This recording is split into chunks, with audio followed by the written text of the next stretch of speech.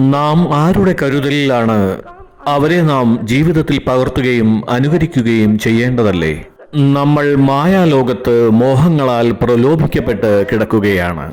അപ്പോൾ പിന്നെ ഗുരുവിനെ ബഹുമാനിക്കുന്നതുകൊണ്ടും ആദരിക്കുന്നതുകൊണ്ടും എന്തു പ്രയോജനം? ഇവിടെ ഇതാ ആയിരങ്ങൾ ഒന്നിച്ചു ചേർന്ന് പ്രവർത്തിക്കുന്നു.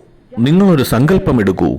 നിങ്ങൾ നിങ്ങളുടെ ജീവിതത്തിലേക്ക് ഗുരുദേവനെ പകർത്തുമെന്ന്, അനുകരിക്കുമെന്ന്, കൂടുതൽ വിപുലപ്പെടുത്തി ആചരിക്കുമെന്ന്. ജീവിതത്തിലേക്ക് പകർത്തി അനുകരിച്ചിട്ട് ഒരു മൂലയ്ക്ക് പോയിരുന്നിട്ട് എന്തു പ്രയോജനം? എന്താണ് നിങ്ങൾ അനുകരിക്കുന്നത്? അതെ, ഞങ്ങൾ ഗുരുദേവനെയും മാതാജിയെയും പോലെ ആയിരിക്കുന്നു. ഇത് വളരെ ഉപരിപ്ലവമായ കാര്യമാണ്. നിങ്ങൾ അന്തരാത്മാവിനെ കുറിച്ച് പറയൂ.